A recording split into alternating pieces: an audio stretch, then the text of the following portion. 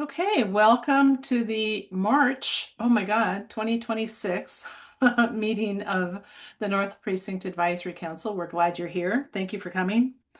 Um, it's going to be a great conversation about the SPD Community Police Academy, and we'll have Henry on in just a moment. In case you're not familiar with it, it is something which you can apply to participate in. So that's one of the ways you can become involved and learn more about public safety in Seattle. Um, as you know, those of us who come every every month and show up here have been doing this, some of us for many years. NPAC's been around for about, well, over 25 years.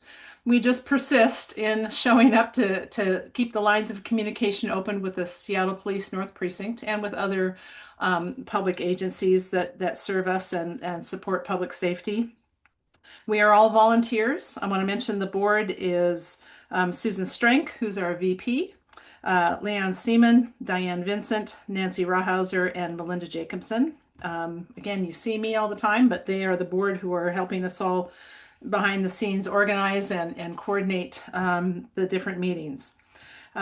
We do ask that as we proceed, you go ahead and use the chat feature for your questions. That is helpful because then it is part of our meeting recording. We do record this and post it on our YouTube channel, and we will post the chat details there. So if you include links or if you have questions, that is how we can best get to them. After our presenter is done, I will read any questions that relate to their presentation to them so that we get that all into the recording too. So please do use the chat feature. Occasionally, we do have some time to open up to live questions, not always. But in any case, if that does happen, that's great. But keep your questions in the form of a question and focused. And if you are a person who raises your hand and is very comfortable speaking in front of others, don't be offended if you are not able to get in the first question or every single time, because we want a diversity of questions. So we do try to do that. So we're always looking for a diverse conversation with a variety of folks, all of whom either live or own businesses in the North Precinct served by Seattle Police. And so I also like to call out at every meeting that we are very fortunate that our Seattle City Council members either often attend themselves or send their reps, and it's something to remember. If you look around, you'll see some of them. Sometimes they can answer questions for you right during the meeting. They use the chat to give you links and referrals, so be sure you look for them and use them. For Maritza Rivera in District 4, it's Wendy Sykes. I don't see her yet, but she's usually on. For District 5, Deborah Juarez, her liaison is Paul Menifee. I think I saw him. Yep, there's Paul. He just waved. And for Dan Strauss in District 6, his liaison is Joel Raphael. Joel is almost always here, so I imagine, oh, there's Jacob Evinger from Councilmember Rivera's office. So we've got someone from there too. And then occasionally we see from Alexis Mercedes Rink from position 8 or Dion Foster from position 9. But I call those out because remember, they're here too. They may be able to help you with some of your questions. And with that, I'm also going to just quickly remind you that in a little bit of irony, our next meeting, mark your calendar, the first Wednesday of April is April Fool's Day, April 1st. So make sure you have that on your calendar. You're going to want to be here. I'm just sure it's going to be a great meeting. So look for that. I will also let you know that it happens that tonight the captain is out of town, so Lieutenant Garth Haynes will be doing the captain's update, just so you know that we do have someone answering those questions. And with that, I'm going to stop talking and I'm going to introduce SPD's Henry Liu, who's going to talk about the Community Police Academy. And this is a program which is really interesting. A couple of our board members have done this. You want to learn more about policing in Seattle. It's a great way to do that. So with that, Henry, I think you're a co-host. I'm going to make you a spotlight and then I'm going to turn it over to you. Thank you for doing this. We really appreciate it. Yeah, absolutely. I was not expecting to be so wide on the screen right here, but pleasure being here. Hi, everyone. My name is Henry Liu. I'm with the Seattle Police Department as the Community Outreach Coordinator. I know what you're all thinking. Am I the Olympic skater's cousin or brother, Alyssa Liu? I think the good answer I'll share is yes. I cannot do spins though, but I can talk about today's topic, which is the Community Police Academy.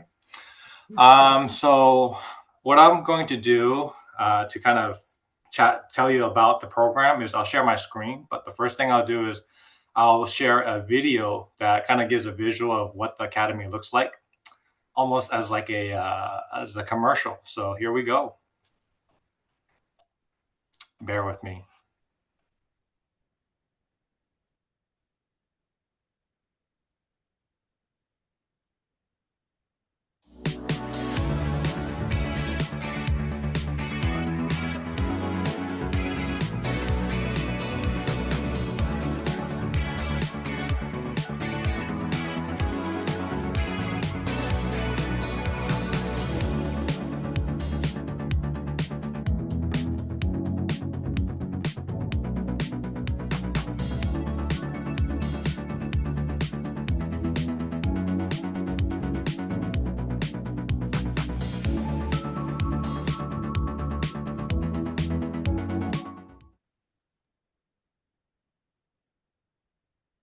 All right, I'm back, and I'll share my screen once again without the audio this time.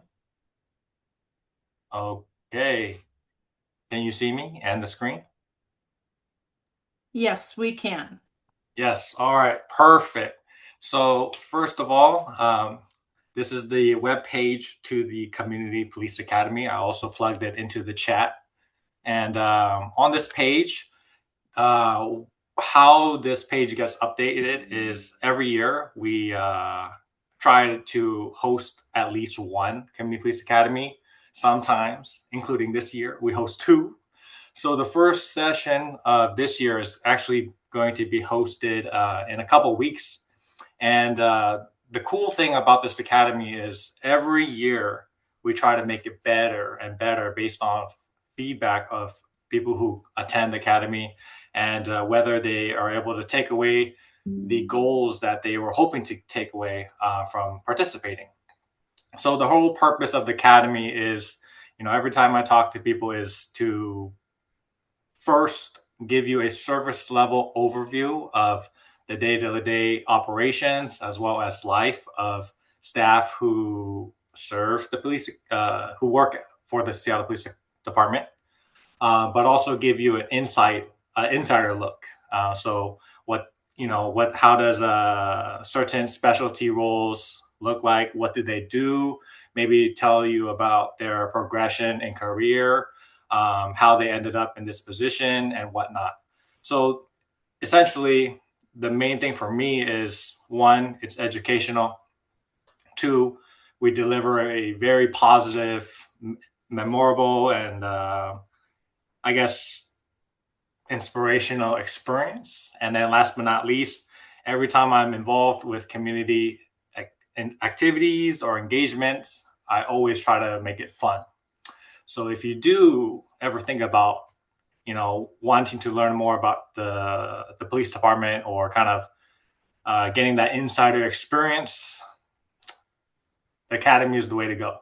And hopefully you'll be working with me if you do intend to apply. So what I'll do today is I'll just kind of go over the webpage, and then at any point, if you have questions, I don't see any hands being raised. So if Katie, you want to let me know there's a question, or maybe at the end, I'll also read the chat. Let's kind of go that route. I think it's easiest for us if people just put it in the chat and you present, then we do the chat at the end. Let's do that. All right. So about the academy, it's this upcoming session is a 3-day long session. Typically in the past it was held in the evening, but evenings are tough, especially when you're just coming off work. You're tired, you're hungry, maybe you want to spend time with families. Totally get it. So based off that feedback, this time we want to make it the academy held during the daytime. So this upcoming cohort is going to be 9:30 a.m. to 3 p.m. And essentially that's the regular working hours for the majority of the department. So all participants will be able to kind of see like the real time action of what staff do, how many people are in the certain facilities at that time, and etc. The other question that's commonly asked is it free? Does it cost money? My favorite word is a 4-letter word. It's free. And yes, the Academy, it is free. There's no cost to it. Whenever the programs are finalized in terms of itinerary, details, agendas, I always make sure to update it on this page. And full exposure, we always try to set people up for success. In terms of everyone has their own lives. Have I guess timelines and vacations, family, etc. So we always set we always give people at least 3 weeks of preparation, whether they can commit the time to attend, how much time do they have to apply, work on their application, and what time does the program run, as well as the dates. So if you're ever interested, we always make sure to provide that information upfront and clear. So if you're not able to attend this upcoming session, maybe the next one, it would be better catered to your schedule. As we work through the webpage, the way to apply, we try to make it as easy as possible. So it's being done by a Microsoft form. So if you are on the webpage, you just click this form. And it's not accepting applications right now because the portal is closed. That was a test. The application is closed because the classes are in 2 weeks. But the idea is there's a Microsoft form that you fill out. You're going to provide your name, your birthday, emergency contact. Let's see, whether you'll be able to commit to all of the days that the class is being held. And then the most important piece, especially since this is a very competitive program, on average, we get about 30 people who apply. And depending on the sort of format of the program, whether it's like a smaller class or a larger, like one time sort of thing, if we're not able to take, let me cut to the chase. This upcoming cohort is only going to be a class of 10 people. So based off what you write in your application, explaining your takeaway of why you want to participate, as well as your existing commitment to public safety, serving your communities, your neighbors, your family, how that all intersects, that'll really strengthen your application and put you at the top of the acceptance for the program. Yeah, so as you work down, you'll see that there's an application deadline and as well as the schedule. So this upcoming cohort is a 3-day class, first one being Tuesday, March 17th, Wednesday, Thursday, March 19th. And then as you can see, classes are held from 9:30 to 3 p.m. And yeah, that's about it. Super simple application process. We try to make it easy. So when you do get accepted, that's where the fun begins. And then if people have questions about the program or curious about when the next one is coming, my email address is on the webpage. I always try my best to be very responsive. So let's just say you missed this you missed this registration, time, and you're interested in when the next one will come. If you send me an email, I'll respond saying, I don't know right now, but what I can do is I'll save your email address. And when the next one is all ready to go, I'll be sure to follow up and let you know with the link. So yeah, that is about it. I'm going to end my share screen right now. Henry, can you go through what are the sort of the chapters or the different areas that they go through and things like, do they get to do a ride along? What is encompassed in this? That's a very great question. So in the video that I featured, that was our 2014 class. And that format of the class was, it was held in the evening. We had various guest presenters from various units at SBD. So that would include like hostage negotiation, patrol operations. We would have parking enforcement officers, sometimes the 911 care.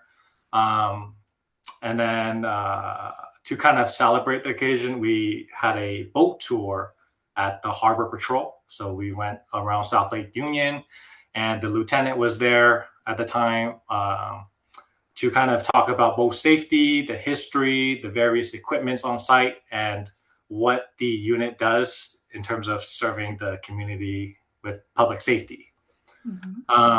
Every year we try to mix it up so it's not the same content every year.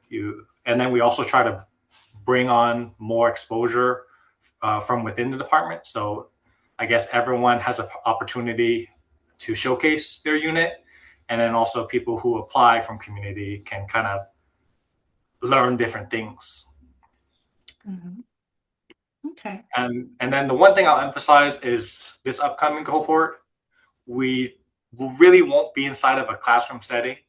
I really believe in learning through feeling or seeing or touching. So we'll be going on a lot of field trips, a lot of facility tours. Participants will be able to kind of check out patrol cars, various equipment. We'll also be going to, I guess, a partner sort of agency. If anyone's familiar with the company Axon, it's the body camera. One of their product is the Axon body camera, the in-car recording, taser, etc. So we'll be visiting their office. And the cool thing about their sort of, I guess, agenda item for the academy is they showcase the facility, of course, which is super cool. It's almost like a science sci-fi. If anyone's familiar with the movie Alien sort of thing, Star Trek. And then people will be able to experience the VR sort of training that might or might not be implemented in training for police officers. And then they'll be talking about the history of their products, how it's utilized by various cities throughout the states, and sort of like the timeline as well as the process of how it all comes together. So yeah, making a full circle, the academy really is to kind of give you a one surface level introductory learning experience of the department.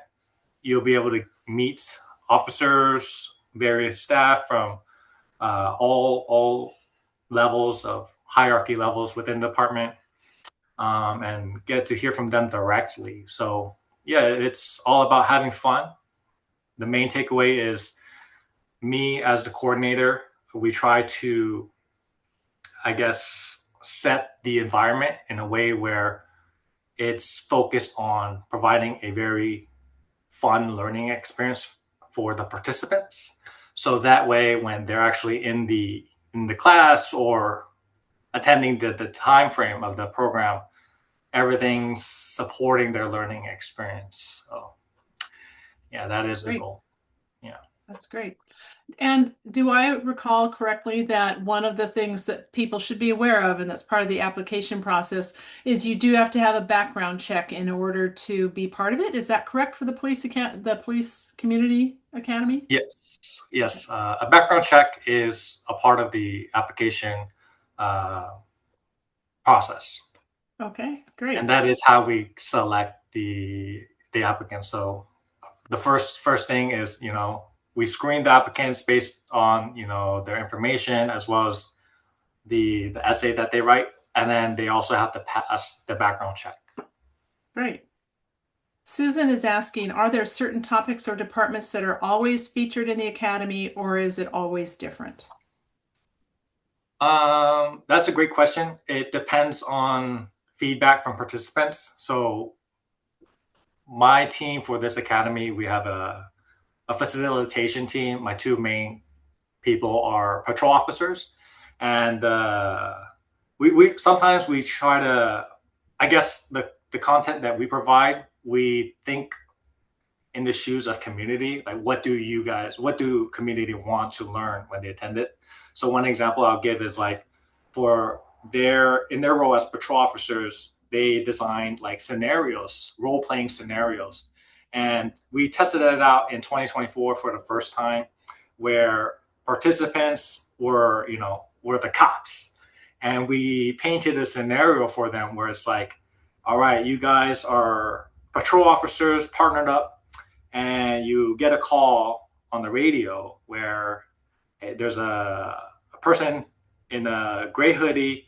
It's nighttime, so it's a dark environment, and you get a call. They're looking into cars, and maybe they're trying to break into a car. So in that scenario, the participants react like, what would you do as patrol officers? And they would go through the scene, and then after they complete the scene, the patrol officers, who are the facilitating members, they would explain what they would do, and then the whole class would kind of go through that exercise. So that activity its own has been really popular. So we've carried it on in every academy since then. But other than that, if there are topics that participants haven't voiced popularity in, we always try to switch that. So I guess to answer that question, it's a mix. If there's topics that are very popular and participants loved it, we'll try our best to keep it. But if there are topics that weren't didn't meet the expectations or satisfactory, we try to cycle through different presenters or topics. So Henry, if I may just leave you on, Nancy is asking if she could unmute herself and talk. She and Leon on our board have both taken it. So they thought I know Nancy wanted to tell a couple of topics. Nancy, do you want to unmute yourself? I did. Great, go for it. I took it some years ago at night, and we had different. It was like for numerous weeks. It wasn't all day thing like it seems to be now. But one time we went and visited the explosives robots in some warehouse and saw how those work. One time we did a scenario where we saw a movie of a guy hunched over at night trying to looked like he was trying to break into a building, and it was like a use of force. Like, if you were police, would you draw on the guy, or what would you do? And it turned out the guy was trying to repair the handle, and he was holding a drill. And so you could see how the split second decisions police have to make sometimes. And that was very enlightening, that you don't have a lot of time to think about those things. And then we had a mock trial where we took different roles. And then you could have the option of doing a ride along. I did a ride along, and it was kind of a lot of driving along. And we did help a bike team apprehend a felon who was carrying a gun in the U District. But other than that, it was kind of not very. It was interesting how observant the police officer was as we drove around.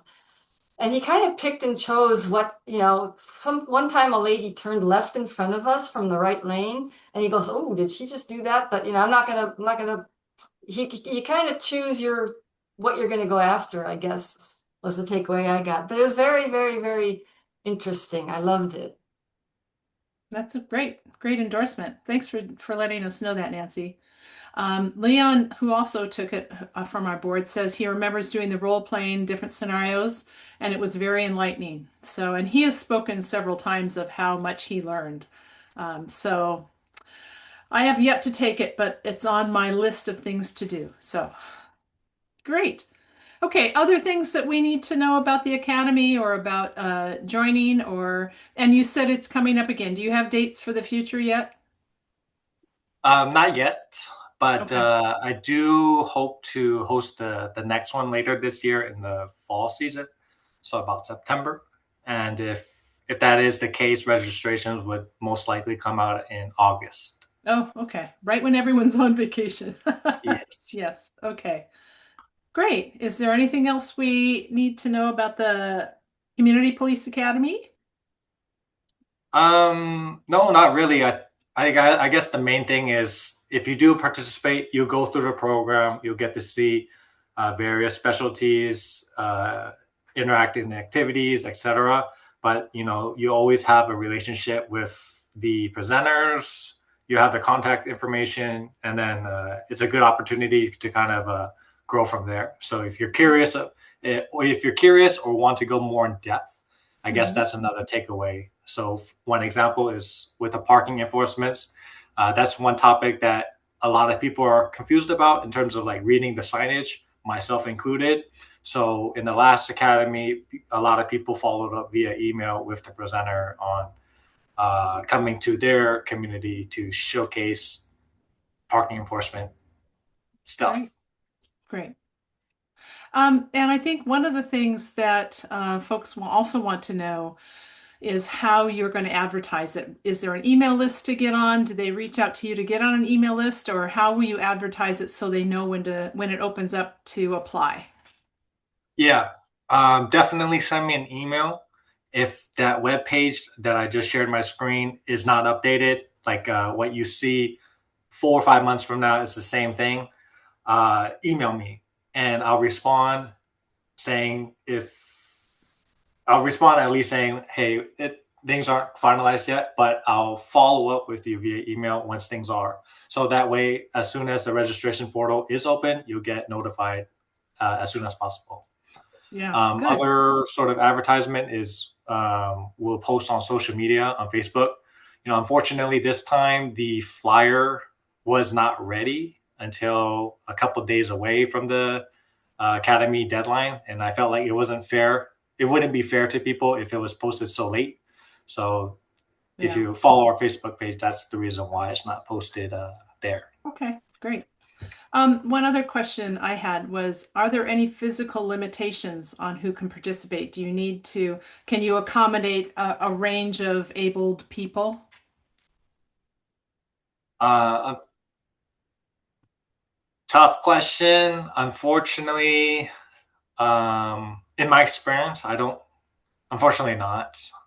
We do a lot of like trips. We move from place to place, and we'll be utilizing like a transit van, like a 13-seater. It's not wheelchair accessible or anything like that. But if for example you have the means or the tools for that, and you want to tag along, we might be able to accommodate in that way. Okay. And also, let's see.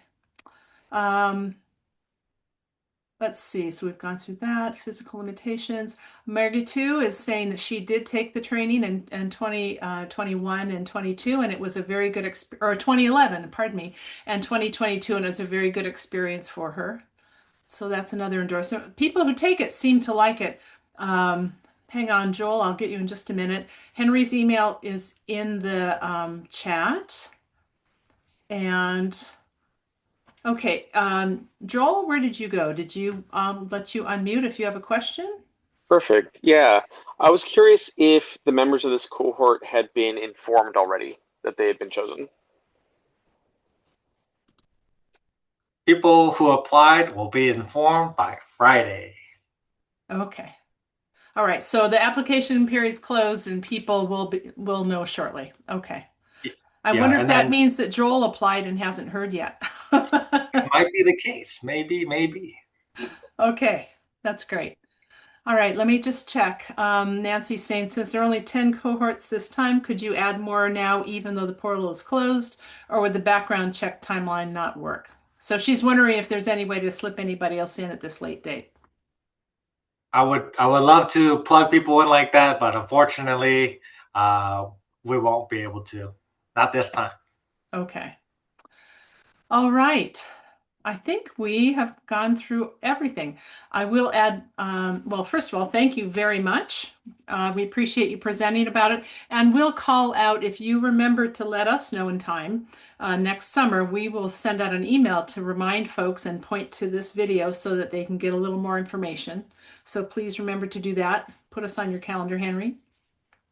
And Rudy also has a comment for you. He'd like you to go to the Fremont Rotary Club at the Fremont Fair in June. So I'm going to let you connect up with him and address that. So anyway, thank you very much, Henry. We appreciate your time.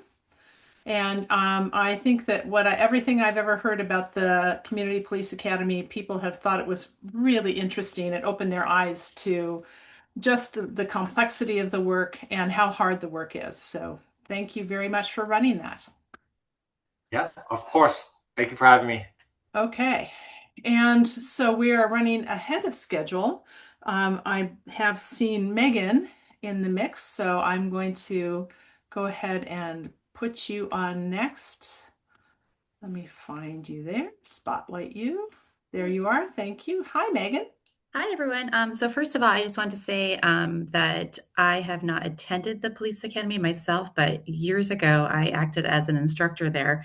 It might have been when one of the times Nancy was there because we hosted a course on, what happens to a case after the police hand it off to the prosecution, what that looks like, and then it ended with a mock trial where people got to play the various parts and stuff, and it was a lot of fun for people to kind of see that perspective. So I would echo what Henry and everyone else was kind of saying in the chat, that it's a great experience. People should check it out if they have the ability to. Okay, now I'll get on to my part. So I'm Megan Westphal. As you guys know, I work with the City Attorney's Office. I have a couple quick updates tonight. So at the February NPAC last month, I shared a little bit about Senate Bill 5880, which my office is really involved with and quite a big advocate for.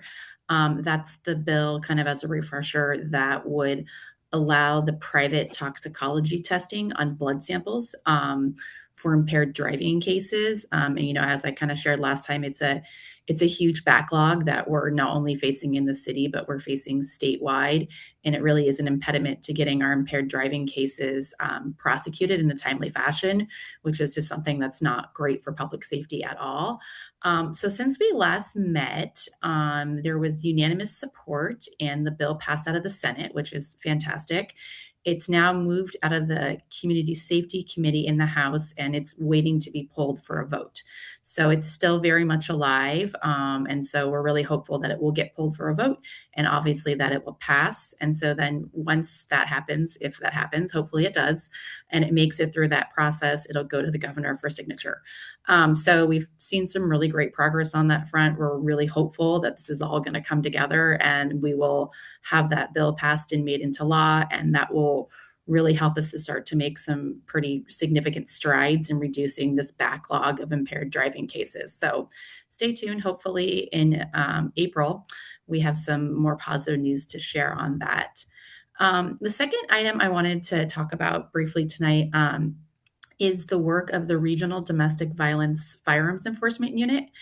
There was a study published a week or so ago by the University of Washington on the impact that this unit has had on crime. And so I thought it was kind of interesting to talk about that. So this unit, and it's kind of a mouthful, it's the Regional Domestic Violence Firearms Enforcement Unit. It's a cooperative group, and it includes the King County Sheriff's Office, the Seattle Police Department, obviously, my office, the Seattle City Attorney's Office, and then our partners at the King County Prosecutor's Office.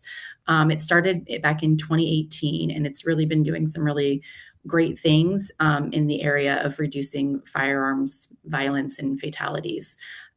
They really focus on kind of like the most high-risk firearms issues in our region and work together as a group to brainstorm what are the best practical solutions for each circumstance, with really, the aim is to prevent and ultimately end firearm violence. They work in a variety of courts. They work in the King County Superior Court. They work in the city municipal court. They work on civil cases dealing with civil protection orders where there's an order to surrender a firearm. And they also work in criminal cases where someone might not have complied with that order to surrender a firearm or potentially lied under oath or something like that, and now are being charged criminally, as well as obviously the cases that involve a firearm, and that's a part of the case. They handle petitions for extreme risk protection orders, which we've talked about before, and the prosecuting side of it. So the city attorney's office and the King County prosecutor's office, they assist their law enforcement counterparts with writing and executing search warrants to seize firearms in some of these pretty dangerous cases. And they involve themselves in lobbying in the legislature for changes in our firearms laws.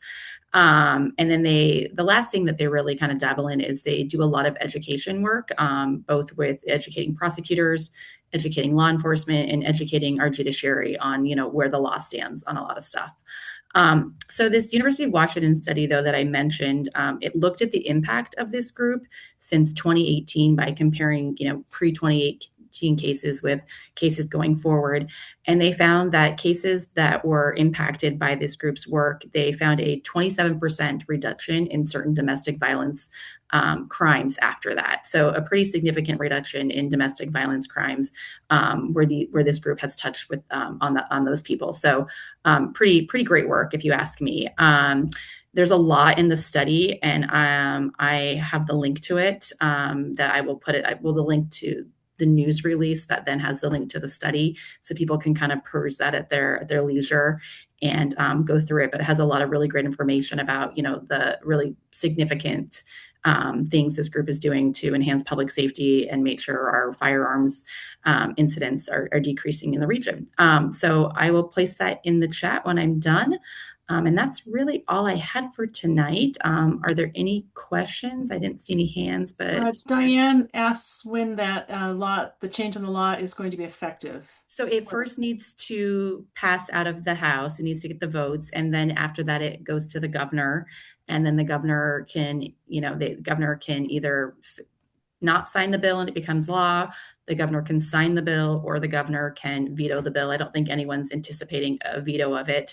And then when that all happens, then that eventually, generally speaking, after that process is 30 days after that, it becomes law. So we're looking at like the summertime, best case scenario, when that would become law.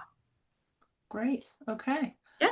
I think we got everybody's questions. Great. Okay, great. I will put that link in the chat right now. Okay, thank you very much. Yeah. I saw Casey check in. Casey, there you are. Let me spotlight you and go ahead. You are on. That sounds good. Thanks, everybody. I am at an unusual location here tonight. There's a unusual in the sense that it's not the normal background.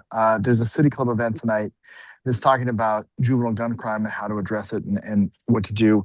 And so that's where I am now. So it's a double meeting night, which is also why I logged on at just the last second. But Megan had a lot of great things to share there too. There's a lot of things that we support with what she shared there. One thing that I wanted to note for the group is that last week on Wednesday there was a meeting in Lake City with some understandably frustrated residents of what is going on here. How can we get some help in this neighborhood? And I shared with Katie the notes that we shared for that meeting, and hopefully that will be beneficial to a lot of other folks on this call.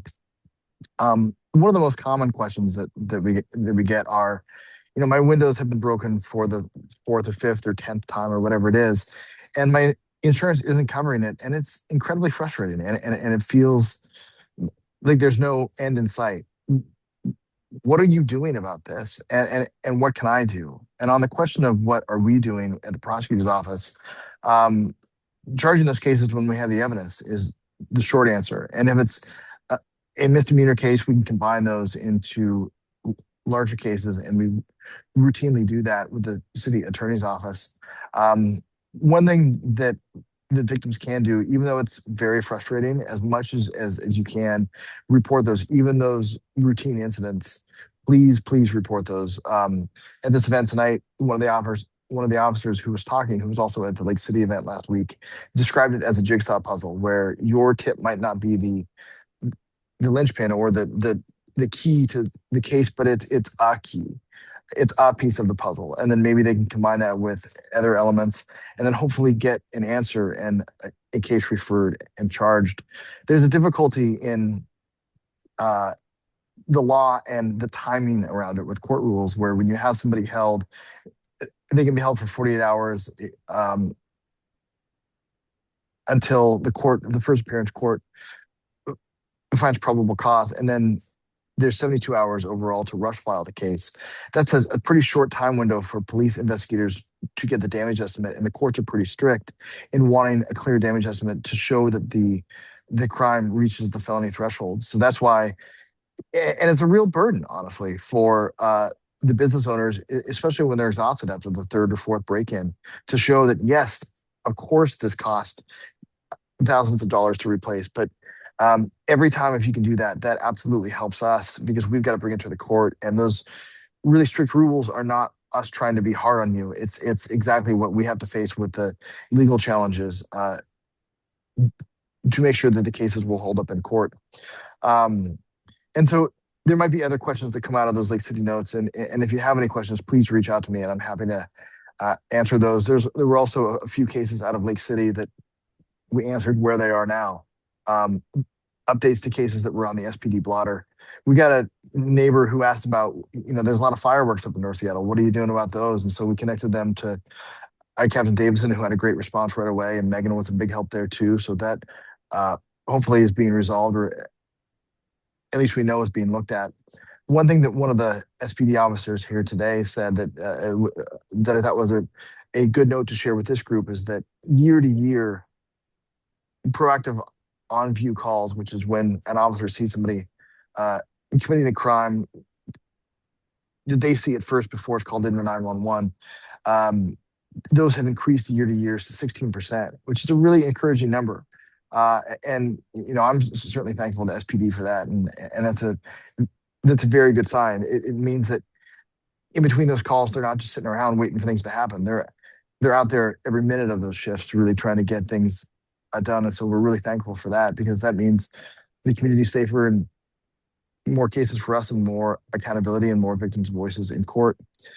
Let me check the chat here because I'm sure there's some questions. Casey, the one in particular I'd like to call out for you is from Kate. Now, I don't know if she's been with us before or not, but she's talking about all of the prostitution on Aurora. And the reason I'd like you to address this, in addition to the lieutenant later during his time, is could you review just briefly that bill that was there that would have made it a greater penalty for the Johns? She's asking about all the mess on Aurora and the human trafficking, and questioning who do the police arrest, etc., and what are the penalties, because it doesn't seem to be very strong. She's asking what the police can do, but I think you can give context to everybody here about the bigger picture about the penalties that currently exist for Johns. Is that fair to say?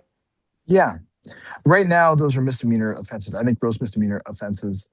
And so those don't come to the King County Prosecutor's Office. There was an effort in Olympia to try to make those felony crimes. That died. I think, I'm not sure if this was the second year or the first year. Second. And it was too bad that died. I know that we got a lot of pushback on that because there were questions of, was it politically motivated? Like, will this solve the problem? But it wasn't politically motivated. The point there is to try to stop human trafficking and to try to help neighbors exactly like yourself who describe what you described in the comments there, to say, hey, this feels unsafe and it feels dangerous. And we've got to do something about it. And this was one attempt to try to do something. The two people in our office who handled the human trafficking cases are two great senior deputy prosecutors. And I think it's a lot like that jigsaw puzzle analogy that one of the officers was talking about earlier.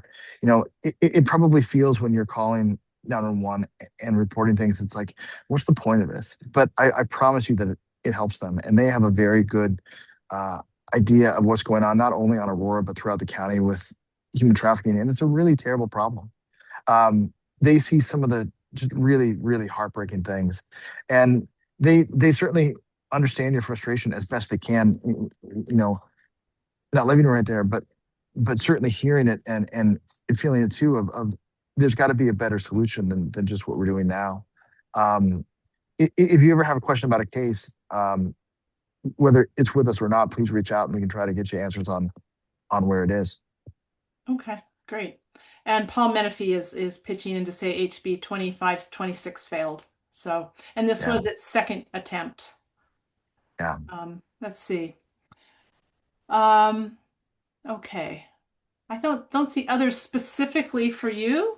I saw that what you sent, the notes from the Lake City meeting. I understand there's a lot of great stuff in there. We'll take a look at it. Maybe we can put it in with our minutes and Oh yeah, include a link that's to good. it. Okay. Cool. Sounds great. Thank you. Let's see. Do we have anything else in here? Hang on. Diane says, Casey, Lisa Mannion mentioned efforts to address massage parlors. Can you tell us anything? I think those are similar. Those were also, sometimes, not all massage parlors, but sometimes we see those as areas for human trafficking, and the idea on that is trying to stop that. That human trafficking really is such a problem, and in particular when you see the details in the court documents, it's really heartbreaking. That was, an effort there. That was one of the parts of why we were trying to make it a felony. There is just to try to find a way to stop that human trafficking. I think when you see what Brayla and Alex see every day, and certainly what the officers and you as the neighbors on Aurora see every day, those are the voices that we are trying to get to the lawmakers in Olympia to say that, this isn't, we're not trying to be against people. We're not trying to be political here. We're just trying to stop human trafficking. And that was one part of it. Yeah. I recall one of the updates that we got, I think it was last month about this, was that demographically, the majority of the Johns are upper income and well educated. And so that seems to be who is most frequenting the prostitution on Aurora, at least at this time. So maybe we can get some traction for it next year. Okay, anything else you want to update us about? I know the good news is there are also some big wins in Olympia too. We'll have a recap of that. I'm gonna bring that next month when the session's all done. The copper wire bill also died, but there are some that are still alive. So hope is not lost on all the legislative efforts. And I think that with the copper wire, which is affecting every neighborhood and certainly Sound Transit, I'm hopeful that we'll get that through next year. Okay. We can't afford to keep replacing all the copper wire and having the trains stop all the time. No, we can't. Yeah. Okay. Thank you very much. There's not that many people who are doing home renovations. They've got to know at some point this is stolen. Yeah, I believe they've ended most of the what is it? The piece that was being stolen from all the cars, the converter. Oh, the catalytic converter. Because they did that same thing with the catalytic converters, and they just required them to have documentation. And gosh, it stopped. So yeah, the same person who did that bill, Gary Ernstorff, supported by Lisa Mannion. It's their same effort on this new one, so it's the same kind of idea, and I think it'll work just as well. And I'm probably way over time. Sorry for going so long. No, that's okay. We are actually ahead of time because our next speaker is not here yet. So, okay.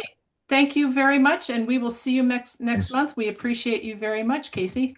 Thanks. Likewise. Okay. I don't see our next speaker, Jacob. We'll probably have some time for him at the end, unless he wants to wave at me because I've missed seeing him. But we have got Lieutenant Garth Haynes here with us tonight. Captain Davison is out of town. Lieutenant Haynes, thank you for stepping in. I'll remind everybody that the stats that the lieutenant is going to go over, they are always included with the minutes that we send out after the meeting, so you can get them there. Thank you very much for being here. Hello, good night, everyone. Thank you for having me. For those who don't know me, I'm Lieutenant Garth Haynes. I'm currently the Operations Lieutenant at the North Precinct. I'm filling in as the acting captain while Captain Davison's out of town. I'll start with some, quick update. Violent crime in the North Precinct, year to date is up by 3%. However, in the last 28 days, we've seen a 6% decrease. Property crime up 6%. In the last year to date, in the last 28 days, it was down by 9% decrease. Burglaries is up year to date by 11%. However, we see a 4% decrease within the last 28 days. Motor vehicle theft down by 8% year to date. Within the last 28 days, it was down 40%. Shots fired year to date is down 41%. Within the last 28 days, down 30%. Currently, some of our hot spots, and this is pertaining to burglary, is Roosevelt, Ravenna area, Ballard South, Fremont, Wallingford, and the U District.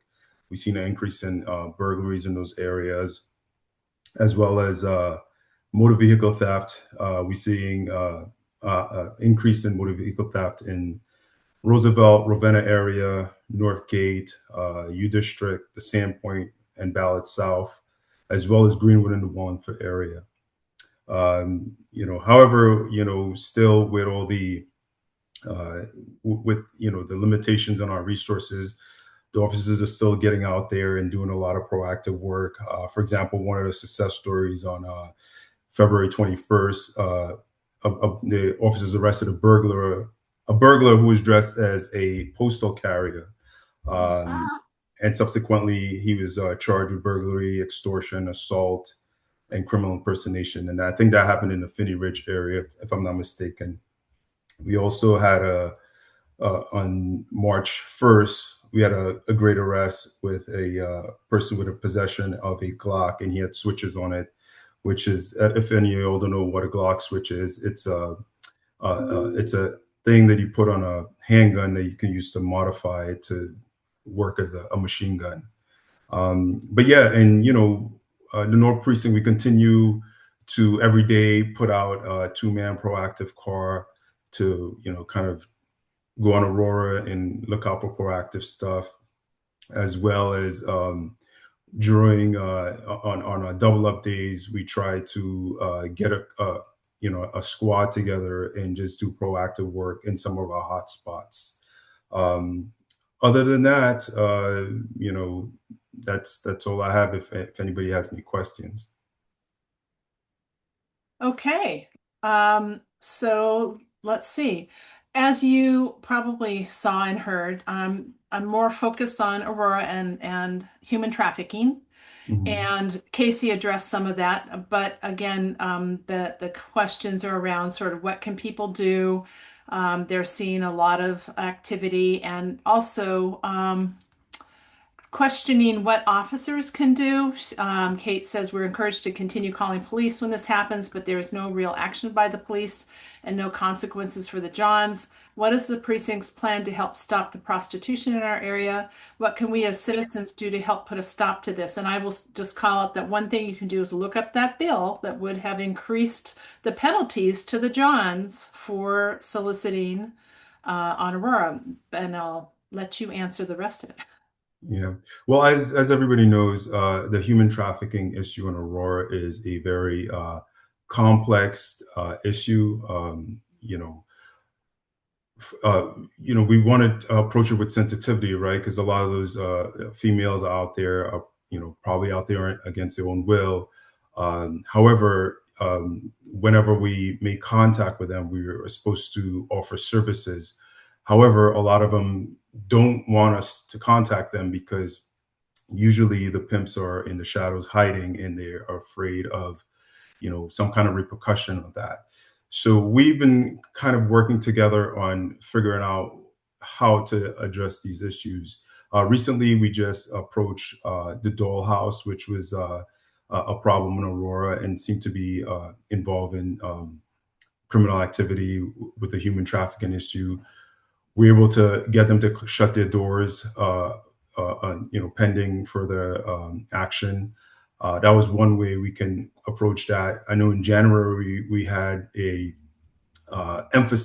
extra emphasis on Aurora. We had a pilot program to see what effect just going on Aurora at hours of the night that it's busy. We see more criminal activities. Just doing traffic stops and patrolling back and forth to see what the numbers would show, and we saw a significant decrease in criminal activity when we were out there. However, that pilot program has since stopped, but we are still constantly working to figure out ways how to address this human trafficking issue and prostitution on Aurora. Can you give us a sense? Casey mentioned that John soliciting or purchasing prostitution is a misdemeanor.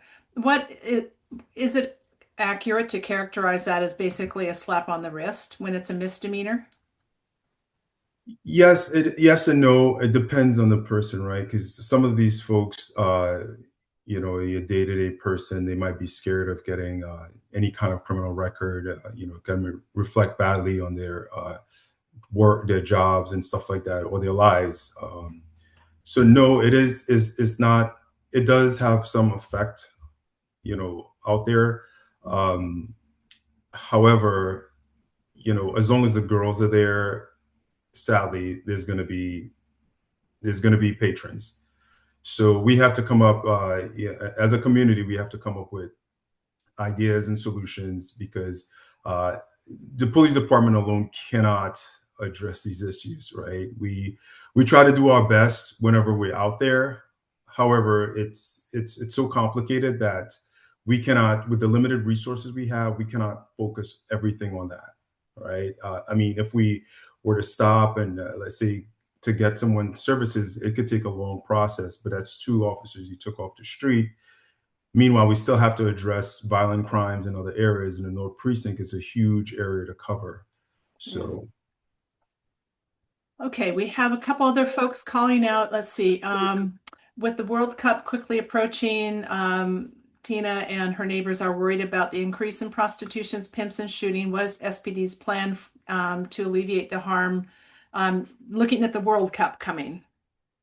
yeah, so this is one of the issues Captain Davison and I have been talking about, and we've been trying to run it up the chain because we would like to uh, get some sort of support with actually running some more emphasis out on Aurora because we want to get ahead of the curve, right? We want to go out there and we want to put our footprint out there to let people know, hey, these things are not being tolerated here. We're out here, we're watching everything. So that would go away. So that's something that's a work in progress, and we are fully aware that the World Cup is going to bring a lot of people into the area, all up and down Aurora, and we want people when they come to visit Seattle to see that it's actually a nice place. And we will, Captain Davison and I, and all the officers in North Precinct, we will try to do 100% to make sure that the folks coming in here for the World Cup actually enjoy it and have a safe time and not come here to be a victim. At least that's the plan. Let's see. Jake says, Lieutenant Garth, thank you for supporting our community. He says the data isn't matching the anecdotes. Is the data coming from reported calls, dispatch categorization, or police response? You're talking about the data sheet that you just went over with this month's stats. So we have a criminal analysis and research department. So and it's based on, again, I know I saw in the chat earlier of when people mentioned that we always tell them to call. The reason why we always tell them to call because anytime you call, it gets captured in a data bank, and we're able to look at that data and we could bring it to CSTAT. Because one of the things we do, and this morning we had our CSTAT meeting, and one of the things we do at CSTAT is we present this data and we bring it up the chain to show like, okay, this is a problem here. We need to address it. But a lot of times what we're noticing is that they might have called the cops once or twice. And because the cops have shown up in that particular time, they stop calling. Well, this is the wrong thing to do. Maybe they might have not showed up because the night was busy and, our resources were drawn somewhere else. And, we couldn't make it to that call because it wasn't a high priority at the time, right? At the time, there was probably a priority one that we needed to address, right? Because we still have to respond to the shooting, but crimes of violence, domestic violence. Those are our priority calls. So if it's a slow night, you'll get an officer fast for a prostitution call, but once there is crimes of violence, those are going to get prioritized over everything else. A burglary in progress, an assault, those are things that are going to get the priority and big response. And not to downplay anything else, a crime is a crime. and we'll try to do our best to respond to all of them. However, we urge you to keep calling, because SPD is going very data driven, and without that data, we can't see what's going on. Right. Nancy asks on the same topic, is SPD still sending out the letters? We highlighted this at our January meeting, I believe, that there was a pilot program to send out letters to owners of cars observed soliciting prostitutes. Do you know if that's continuing? I am not sure. I will have to look into that and get back to you. We'll follow up with that. Yep. That, if folks aren't familiar, there was an article which we included in our January meeting. If you want to go back, you can find it.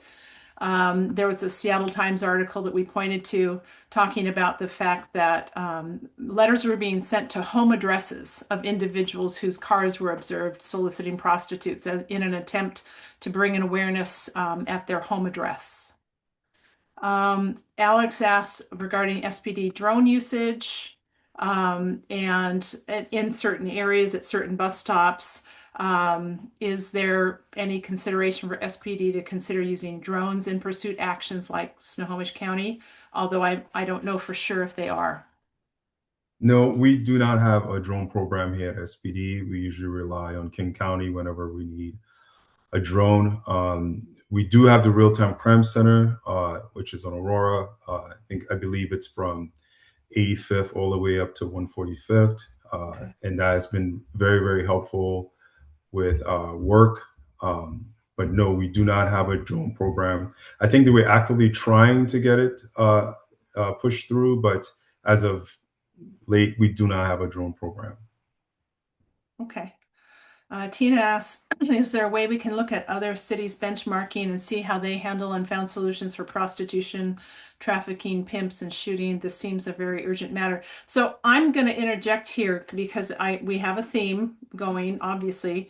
And I'm just going to really call out to people. The legislature's still in session, and you have the bill number, House Bill 2526. Where some folks for the second year have tried to increase the penalties for Johns. It's a misdemeanor now.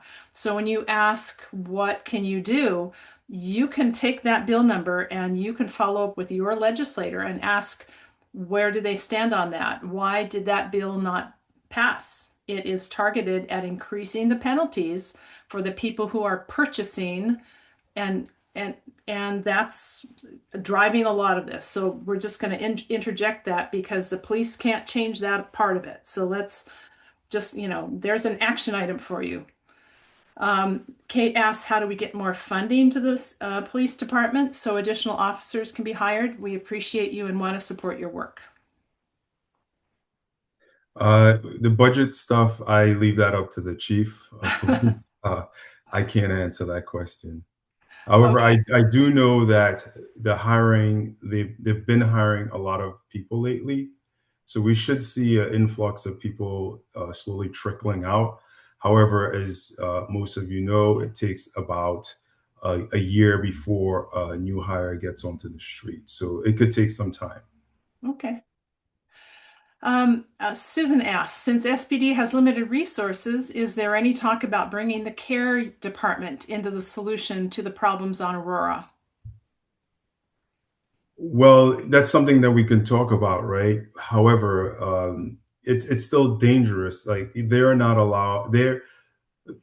For their safety, they cannot just approach folks. We have to remember, even though some of the folks are being trafficked on Aurora, some of them are armed, right?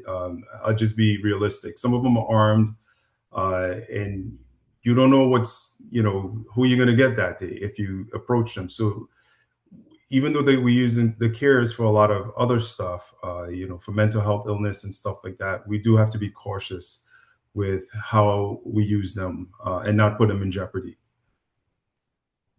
Okay. So we've got, again, more discussion about the prostitutions, etc., prostitutes, the Johns. Now this is really focused on the pimps as they sit in their cars, literally next to the prostitutes, armed with no license plates. can they not be addressed in that kind of circumstance? We can definitely make contact, but to get a conviction on a pimp, it's a very difficult process. You need the girls to testify against them. You need to see a lot of you need to check a lot of boxes in order for you to get a conviction with a pimp. It's not that easy. That's why a lot of times you see the girls working and you see the pimps out in the shadows, all right? Because and they would not have contact with the pimp when they're working at all, right? They usually after work they pick them up and they leave. But however, during the whole time they're there, they are not allowed to contact the pimp. They're usually on the opposite side of the street. So getting a conviction on a pimp is very complex. I don't know if any of the attorneys in the room want to answer to that, but that's something that we need to figure out as a community how we want to approach that. Right. Okay. Um, Paul Menifee from District 5, Deborah Warres's office has put a link into the chat that folks might want to look at. That is the reference to the SPD or the home address letter that we referenced earlier for Johns to try and bring attention to their home address that they were spotted potentially in an area of sex trafficking on Aurora. So that was an attempt to bring attention and potentially create some awareness in a family situation. Raphael talks about being a Democrat and a homeowner. It's sad to see Democrats are synonymous with being soft on crime. He worries our new city mayor, attorney, overall progressive lean will hurt efforts to really crack down. He wants to know how to get more officers patrolling. If you feel supported by this new administration, what can we do as voters to get more officers and more police support? I'm going to interject here to say that's a little tough for Lieutenant Haynes to take on. That is a very political question, which is understandable. But I think that one of the things that I would really encourage folks to do is get familiar with our current laws. I'm going to say this probably the third or fourth time that, if there aren't buyers available, then the human trafficking really kind of goes away. And if the penalty is so minor for a John, that they don't fear any repercussions. That drives a lot of it. And the demographics seem to say that the people who are purchasing humans on Aurora tend to be fairly well-to-do, fairly well-educated, male, and mostly white. And so if you want to look into some of that information, you might find it's very helpful to figure out what you might want to tell your legislators to think about in terms of changing the laws. It's a misdemeanor. That is a slap on the wrist. Go back to, I believe, our January meeting, and we had quite a discussion about it. Kippy asks, is there any talk about legalizing prostitution? That's probably not something for Lieutenant Haynes. I don't know if Megan has an opinion about that. Have you heard anything about that in the legislature at all, Megan? I have not heard anything about that. No. Okay. Okay. Paul Menifee from, again, District 5 Budget Director. He says, concerning the budget and police funding, send your concerns and asks to the mayor's office, your council members for your district specific, and both the citywide ones. That we have 2 citywide council members. And remember to show up for public comment. And remember that showing up often includes a Zoom option so that you don't necessarily have to go directly to a meeting. So showing up for some of these meetings in addition to NorthPAC would be great. And again, especially this year as the city is facing a large deficit. So thank you, Paul, for putting that in. We appreciate it. He also calls out that the budget process for the mayor's office is already in the works. Remember, the timeline is long for that and should be sent down to the city council sometime around September, October this fall. So now is a great time for folks to get involved. Public hearings on the budget will be in October and November. Let's see. Okay, new separate topic, which I'm not sure if you have some information on, Lieutenant Haynes.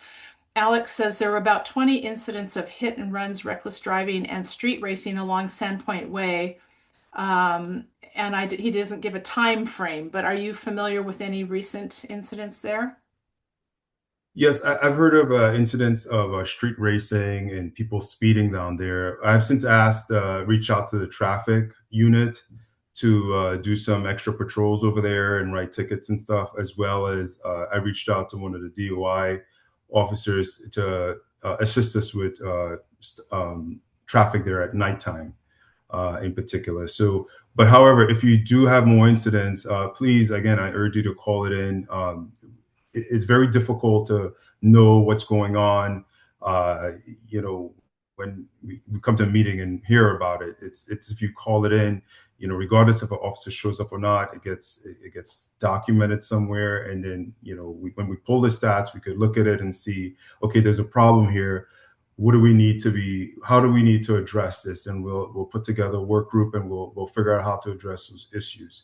But again, if you don't report anything, it's hard for us to tell what's going on. Again, North Precinct is a huge area to cover with a lot of micro communities, so it's difficult to figure out what's happening where. Obviously, we know what's going on in Aurora because we get tons and tons of calls for Aurora. We get tons of complaints, so it shows up red on our hotspots all the time, right? But if something is going on in Sandpoint, it's not showing up on our hotspotting map.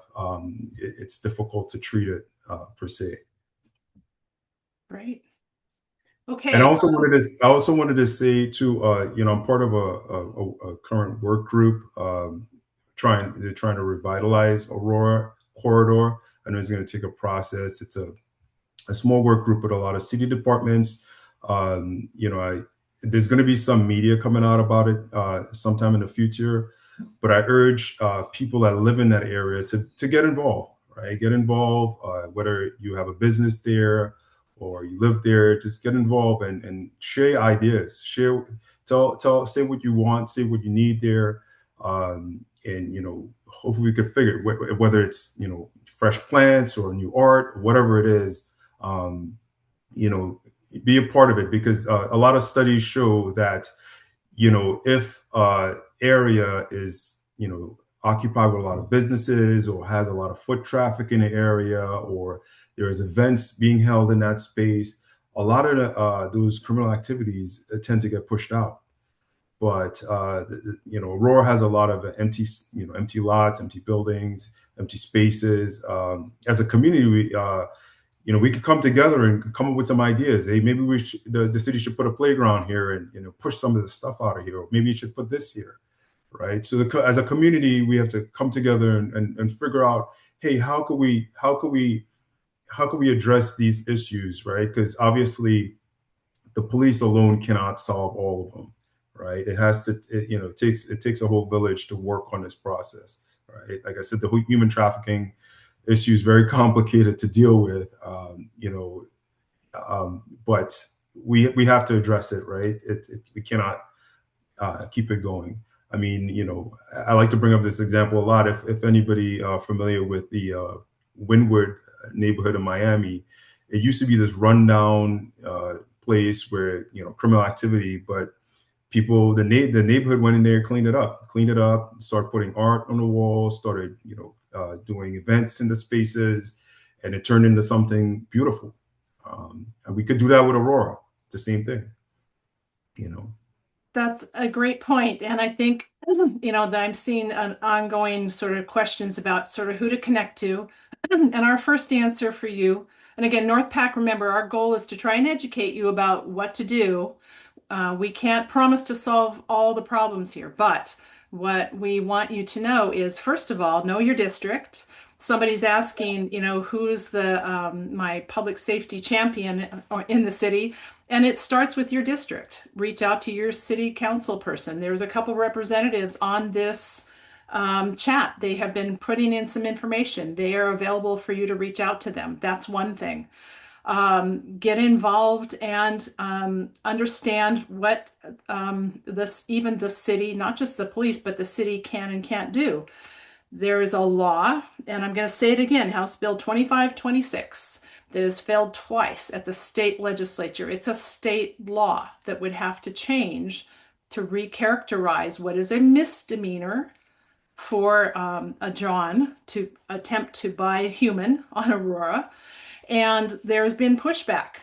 You should be asking your legislators, look into the law, see what you think about it. And if your legislator did not support it, ask them why not. What changes do they want? Somebody has been pushing back that does not want that law to change.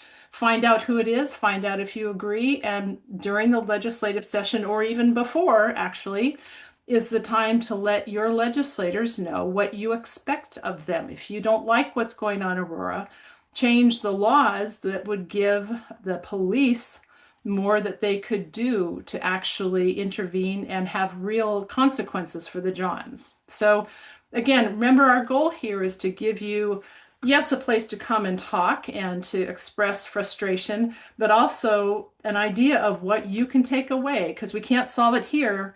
It's all of us deciding we're going to step up, talk to our city council folks, and talk to our state legislators and say, this isn't good enough. It's going on too long. It's time to stop. But that's us getting involved. Showing up here is fabulous. We love it. Please keep coming. But it is not hard to send an email or write a letter. Nowadays, you can do it in a flash. Okay, so Lieutenant Haynes, I know you're really on the spot this month, so we appreciate your help trying to get through all this. Diane calls out. Somebody asked who's the leadership voice champion in the city council regarding efforts to clean up Aurora. And again, we're talking about your city council member. Diane calls out that there is a city council public safety committee. Find out who's on that. Susan Strank has put the link to that committee into the chat. Somebody asked for that. Let's see. So Kippy, you've got a link now. There's another group working on some changes called Aurora Reimagined. The link is in there. There are some significant issues on Aurora around the need for redevelopment. Some of the businesses, some of the housing has been allowed to languish for many, many years without repair. We all know there's some ongoing issues that could be addressed with the business community, and we hope we can perhaps reach out to them and get them to participate in some discussions about that. Nancy asks, is there any reason to ask for an incident or report number when you call 911 about street racing? Do you know? Do you need that to follow up in some fashion? No, but what I was saying, it helps, right? So if you notice a problem, if you tell us dates, times, I could certainly send, an officer down there to take a look. However, it does help when we have captures, stuff of people calling. Then we know, okay, there is a huge problem here, and we could make the argument we need to get the traffic unit to go down there because, even though we have a traffic unit, they're also busy doing a lot of special events. So we have to, in order for us to get them to do an emphasis there, they're going to ask us, for proof, right, for evidence. Okay, why do you need us here? Or else we're not going to get that resource. And certainly I could take, a person off, patrol to go sit there, but that's a person off the street if a violent crime comes out, just waiting. So it'll help if you can, I think my contact is on the website, or the captain's contact is on the website.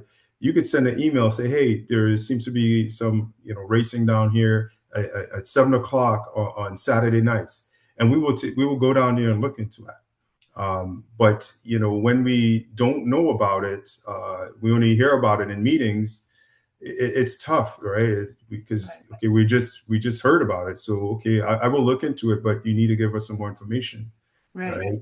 So, and I think, let's see, we're echoing a little bit. Hang on. Okay, so we've got some more lists of incident areas, so that's great. That'll be something the lieutenant can look into. Patricia calls out that Having the Citizen app on their smartphone has been very helpful in increasing awareness about trouble spots. So I'm not familiar with that, but there's information in the chat there. Jacob from Councilmember Rivera's office is saying that public safety is chaired by Councilmember Kettle and includes the other members. So somebody had asked about that. Again, Alex has got a number of things he's listing that are incidents. We understand there's an issue ongoing with racing. Let's see. And again, Paul is emphasizing, he's put in his email address if you want to link to him. If you live in District 5, he is Deborah Juarez's legislative liaison. And again, Alex is listing some additional times. And what's to comment on the difference between crime and morality police? Okay. Let's see. Hang on. Mike Stewart is calling out regarding House Bill 2526. It appears it died in House Appropriations. And I think, Mike, we did get a confirmation from someone else earlier on that. So, but bills don't have to truly die. Just so you know, we used to make kind of jokes in my former work that if a bill appears over and over and over enough, sometimes it just becomes law just because over time people get used to it. But the idea is that there is something out there someone was trying to do to increase the penalties on the people who are trying to buy the humans on Aurora. And the people being trafficked are often under duress or underage, and it can be extremely risky to them to try to get help. So it's a very complicated problem. And the fact that you have all shown up here tonight to talk about it is really helpful. Hopefully you've gotten some information tonight that has helped you figure out a way that you can step in. Looking at your council member and looking to your state legislator, those are two really key things. You don't even have to leave your home to do it. You can go online, you can send them an email. So we encourage you to do that. And Diane calls out that it took many years to pass our smoke-free Washington law. So there is success over time. And I do see Cheeky, you want to make a comment. I'm afraid we don't have time for that tonight. I understand you want to make a philosophical discussion about the difference between crime and such, but I think we've got a full amount of things to go over tonight. So let me see. Yep, and we've got even more cases that Alec is listing. So Alec, hopefully you are sharing with the police these incidents that you have listed. There's some core messages that have come out here tonight. One is you must keep calling, even if it's irritating. And if you have not been following us over the years, one of the things you will have learned in this last year is that the online reporting system is greatly improved in this last year. So if you don't want to have to call 911 or to call the non-emergency number, remember that you can now file an online report. Sometimes that maybe feels a little less stressful than calling a number. So remember, you can document things. You don't have to just hang on a number waiting for pickup. You can actually file an online report. Please do that. Everything counts towards documenting what's going on in any community and getting resources. I want to just remind folks that Captain Davison has updated us pretty much every month that hiring is going very well with officers. Yes, we are still way down, but I think the last couple months the reports have been that a great new class is coming along, and there's been some relief for our police, so that's really good.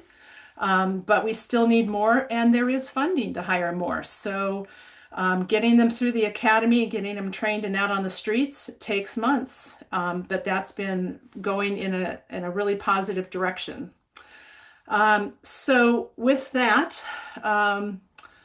there's just so much activity in the chat. I want to assure you guys that all those links, all the activity there, all the information people have been sharing with you, they will end up, I'm going to take the spotlight off you, Lieutenant Haynes, so you can relax a bit. There's just a ton of information that's been put in the chat on this session. We will send it out when we post this meeting on YouTube. Typically, we try to get this out within a day. If I can, I'll do it tonight, so that if you want to point someone else out to go look at this recording of this meeting, that would be great. That's another way to perhaps get other people involved, is to tell them to look at the discussion.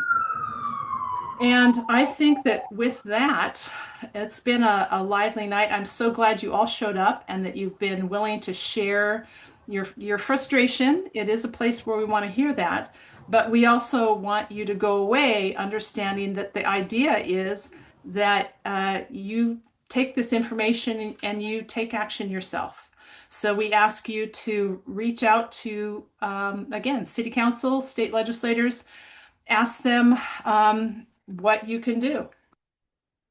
With that, we are going to call the meeting done, and I'm going to hope you all show up for again on Wednesday, April 1st for our next meeting. It will be lively again, I'm sure. And with that, I will say goodnight and ask the board to stay on. And thank you all for coming. We appreciate it.